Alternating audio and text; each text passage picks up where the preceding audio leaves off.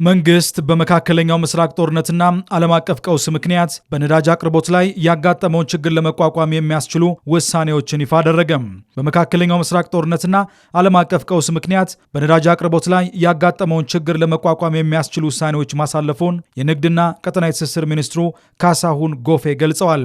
የንግድና ቀጠናዊ ትስስር ሚኒስትር ካሳሁን ጎፌ በመካከለኛው ምስራቅ ያለው ጦርነትና አለመረጋጋት በሀገራችን የነዳጅ ግብይትና አቅርቦት ላይ ሊያደርስ የሚችለውን ተጽዕኖ እንዲሁም መንግስት የሚከተላቸውን አቅጣጫዎች በተመለከተ ማብራሪያ ሰጥተዋል።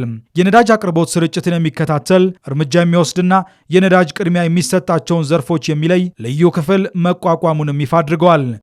መንግስት የነዳጅ አቅርቦት እጥረት በኢኮኖሚያችን ላይ እና በማህበራዊ እንቅስቃሴያችን ላይ ሊኖረው የሚችለውን ተጽዕኖ ከወዲሁ መረዳት በአንድ በኩል ነዳጅን በቁጠባ እንድንጠቀም መመሪያ ያስተላለፈ ሲሆን በሌላ በኩል ግን አቅርቦቱን ለማሳለጥ በተባራሪ ገበያ ወይም ስፖት ማርኬት አማካኝነት በከፍተኛ ውድ ዋጋ በመግዛትና በማቅረብ ላይ ይገኛል።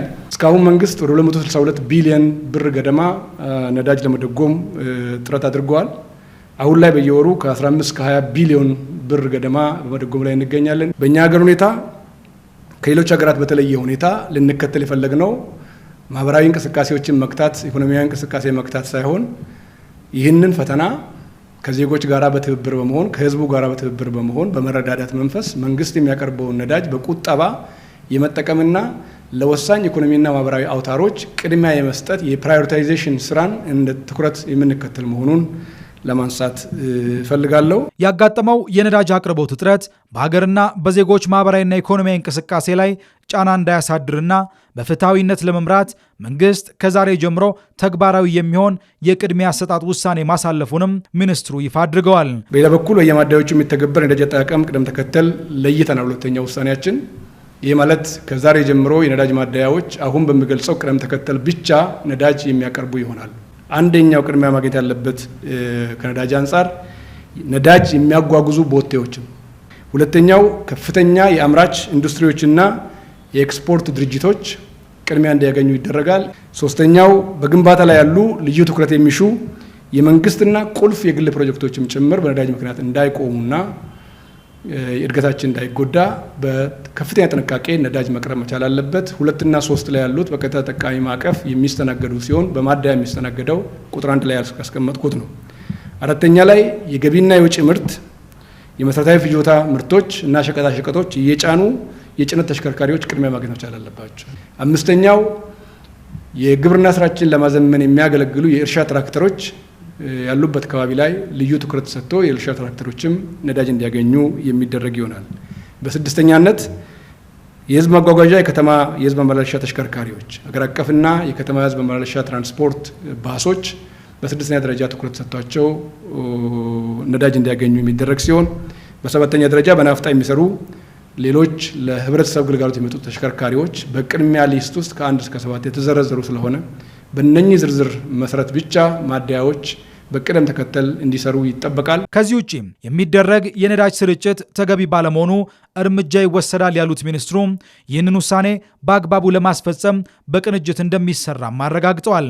በሌላ በኩል መንግስት የፌዴራልና የክልል ተቋማትን ያካተተና ስርጭቱን 24/7 የሚከታተል የሁኔታዎች ልዩ የመከታተያ ክፍል ማቋቋሙን ይፋ አድርገዋል። ከዛሬ ጀምሮ በሚኒስቴር መስሪያ ቤታችን ስር የሚደራጅ የሁኔታዎች መከታተያ ልዩ ክፍል ከተለያዩ አግባብነት ያላቸው የፌዴራልና የክልል ተቋማት አማካኝነት ተውጣቶ ነዳጅ በማዕከላዊነት የሚመራበት የመረጃ ተደራሽነቱም ከማዕከል ከአንድ ምንጭ ብቻ የሚቀዳበት ለሚዲያ ለህብረተሰቡ የሚገለጹ ገለጻዎች ሁሉም እንዳፈተተው የሚገልጽበት ሳይሆን ከአንድ ማዕከል የሚቀርብበት ሁኔታ ተመስርቷል።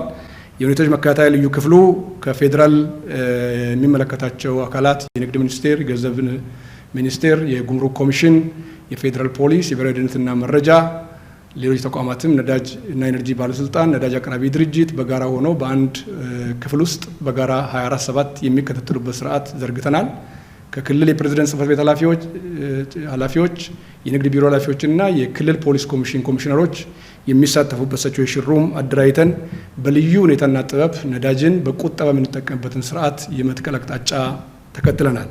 በነዳጅ ግብይትና አቅርቦት ዙሪያ ህገወጥ ድርጊት የፈጸሙ የሥራ ኃላፊዎችን ጨምሮ 658 ግለሰቦች በቁጥጥር ስር የዋሉ ሲሆን ከ720 ሺህ ሊትር በላይ ነዳጅ ለመንግስት ገቢ ሆኗል ብለዋል።